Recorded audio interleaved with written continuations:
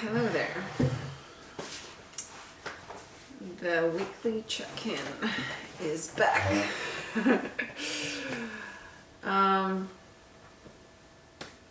Hello, welcome back to this unscripted rambling and me recapping what happened during the week. I think I've lost a little bit of momentum study and work-wise because there was a lot happening. This week it's been feels like it's been more than just 1 week. I finished my UX UI program this week. Boy, that was stressful, and it caused a lot of shifts in my mind as well as me seeing again my ex. I know. It's not what you think.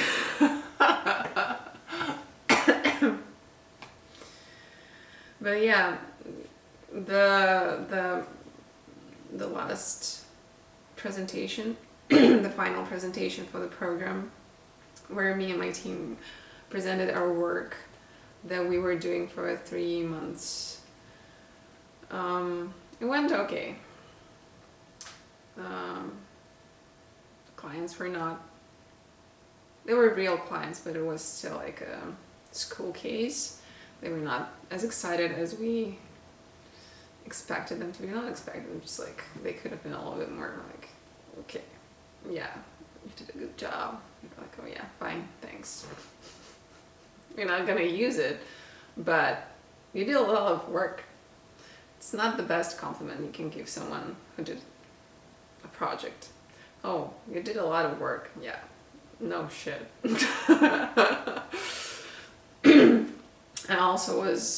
I almost missed the presentation because it turned out to be an hour earlier and we are in different time zones, so it was a little bit confusing as it is. But then at the last moment, like 5 minutes in, I accidentally stumbled upon my own phone and I saw that my group mate was calling me. And I was like, what the fuck? I have an entire hour before that. Like, why are you calling me? But then I saw the messages. I was like, ooh! And I ran just straight into Zoom. Everybody was already there. Thank God my slides were not the first ones. So I made it. And it's over. Woohoo! Speaking about over, it's funny how, yeah, it was ironic. Ironic is the word for that. But I thought that I already lost all of my identities as it is. And I felt like I don't know who I am completely, like, at all. And then I realized that there was one identity that I was not including in all of my lost identities, and that was a student. Me being a student, someone who's still learning, still figuring it out. Like you can't really expect too much of me because I'm still learning, and all of that was lost this week. And I think that, along with just like built up pressure, and just exploded in me. Yeah, feeling like that question that comes when you've been working on something for a very long time and it's been hard, and you've been investing all of your resources, like everything you could give, you gave it, and maybe a little bit more, and then it's over, and there comes a question, what's next? And you don't have an answer. You don't have a faintest idea of what's next. And in this whole picture of me not knowing who I am, what I want, what can I do, who are my friends, what kind of friends do I want to have, what do I want to do with my life, do I want to and now this, what do I do with UX UI program? What do I pursue? Art, my creative projects, or do I pursue a stable UX UI job that will potentially pay the rent, but not necessarily, because I live in Bay Area, and at the moment nobody really wants a junior UX UI designer for a lot of money. It's usually very low pay, but very high competition. Anyways, that was that. And I was feeling, it was one of those moments when it's like, I am really down and I need someone who saw me going through all of the not problems, all of the challenges of this program, and who saw me overcome each of them one by one and struggle and cry and give up and then pick up the pieces and keep going. I really wanted someone who saw me through that, and someone close, and that was my ex. I don't know, don't judge me. I bet he would have done the same. So yeah, I reached out. He supported me over text a little bit. I really wanted him to come over and be with me physically present, because that's the kind of support that I need the most. It's like physical touch and physical presence and eye contact. But he couldn't make it because he had some work stuff. He made it the next day, and we had dinner, like a celebratory dinner, which I didn't plan on celebrating the end of my program at all, because I don't know. At the end, I'm still quite burned out on UX UI, and I would need to work on that. And yeah, when I saw him the next day after that, there was another emotional roller coaster, or not. It's just like overwhelmed, because last week when I saw him, I felt really, really bad. I was also pre-period, so I was not just PMSing, I had PMDD, and I realized that I had it was real that day.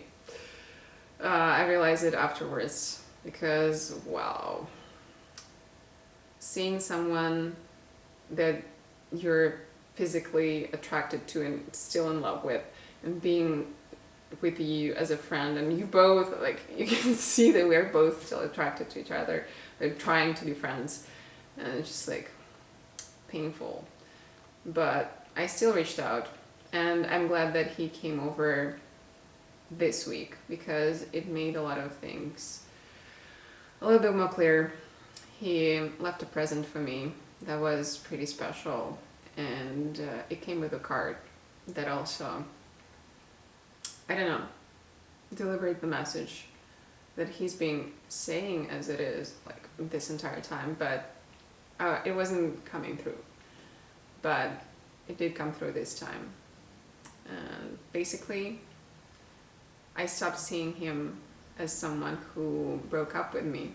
It's like I stopped being a victim in this situation, and I finally saw him as a person who really loves me, but he's not in a place where he can be in this relationship 100%, and he knows that I deserve someone who can and is willing to. And it's not like he's not willing. It's just like he has a lot of his... I'm not the only one who's struggling with identity and figuring their life out. Other people can do that too, and they're allowed to be uncertain in things. And even though it hurts sometimes that someone can be uncertain about your relationship, it's really hard to not take it personally, but you should, because it's not about you. It's not about me. It's about him predominantly. And I was so grateful to feel that switch inside me. When you stop looking at someone, I hate that, and I think that was something that was hurting me a lot throughout this entire time, was that I was looking at someone that I love through a lens of a victim, and I was seeing him sort of a villain, or a bad person, or like through... I was having these not bad feelings, just like distorted perception of a person that I love. And that was hurting me a lot. And I stopped seeing him through that lens. It completely went away after that meeting.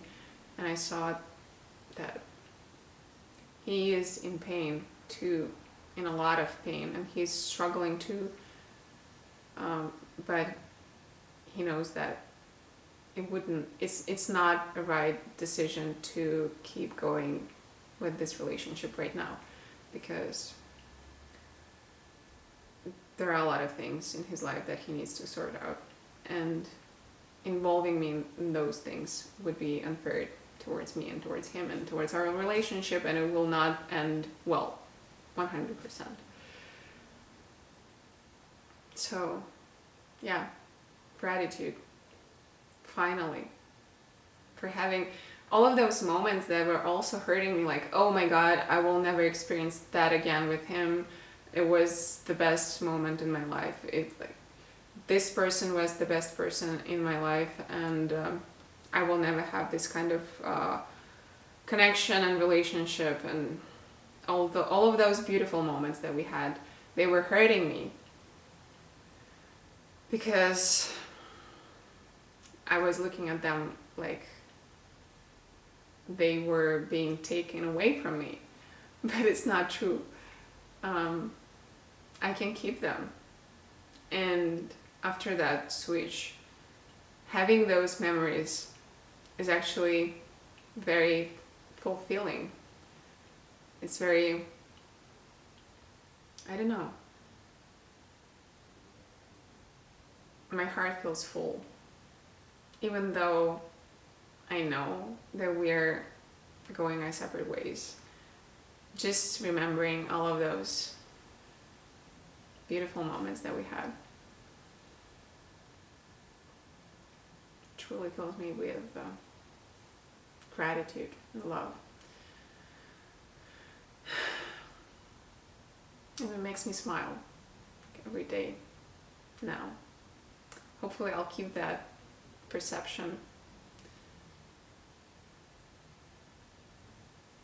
And I am bragging again, but we should say things like that to ourselves. I am really proud of myself for making that switch and noticing it and appreciating it in the moment, because we're usually very quick on just moving on and just doing the next thing. And I am taking little pauses to savor all of those moments and how they feel in me in the moment.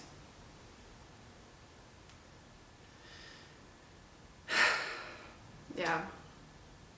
But because of all that emotional stuff, I kind of fell a little bit behind on studying and work and all of the planning and projects and deep diving into all of that, because I've been managing my own feelings, I don't know, my own well-being. I'm drinking this one now. Last time I forgot to drink my cacao. I'm not making this mistake again. Well, this is tea.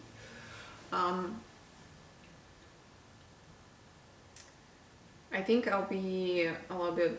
I was thinking to give myself like a week off after the graduation at my school, but because of the momentum that I've built, it feels counterproductive to do that, because I'm not in like full force flow, but I'm getting there, and to stop now, it would mean that I would have to start over again. And also it doesn't feel as destructive towards myself. Sometimes when you push yourself too hard, it feels like you're breaking yourself a little bit, or yeah. And it doesn't feel like that, because I am truly interested in things that I want to do, and I feel excited and inspired and motivated to do them. And I guess when inspiration strikes you, you don't put away your tools, you continue your work while the inspiration is still there. And then when it's gone, then you can take your rest, and you can explore, and you can look for it again. So I think instead of taking a week off, I'll probably do a week of intense work.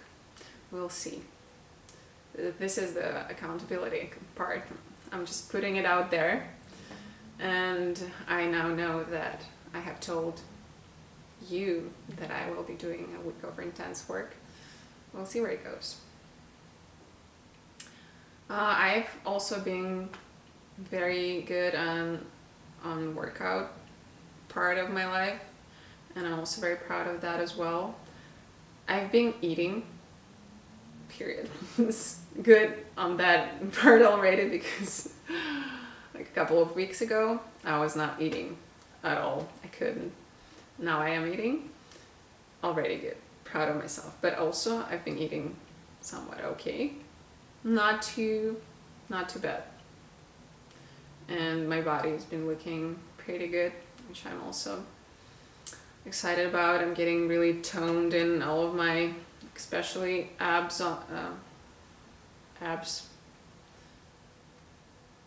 Feels rewarding when you see the results of your work right away. Well, it's also not right away, but still. And it does help me feel much better. If you're struggling with any kind of depression or anxiety, you probably know that working out is a must. And it's not just like 15 minutes of lifting your, I don't know, arms and legs. I do a full hour of not crazy intense work, although some people would say that it's a little bit out there, but nothing crazy. I do feet on. It's pretty cool. It's convenient, accessible, can do it anytime. No excuses. And it's fun. Especially Kenny Ferrer. Oh my god. I don't know if you... yeah. Ooh. Too bad he's gay. Also, he looks almost exactly like my ex-boyfriend. No wonder. But yeah, workouts are good. I've been a little bit more social. I've been putting myself out there. I went on a group run and I did socialize afterwards, and went pretty well. I was proud of myself for doing that. I've been connecting with people a bit more putting more into friendships that I already have, and I reached out to a couple of people that I felt like were cool and I wanted to know them better, to get to know them better, and I invited them to, I don't know, hang out, have coffee.